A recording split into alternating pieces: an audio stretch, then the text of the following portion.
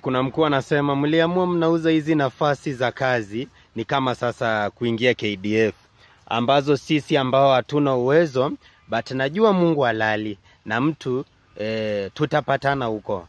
Tutapatana huko mbele. Baba, me I want to give you a simple advice from this year. Wakati wa Mungu ndio best baba. Na wacha nikwambie, kama siku yako itasemekana itafika, hata miti itateleza baba. If it's your time to shine, you will shine.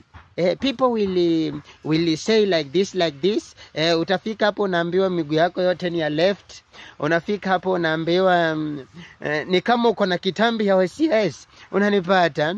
Lakini your time itafika na utaingia.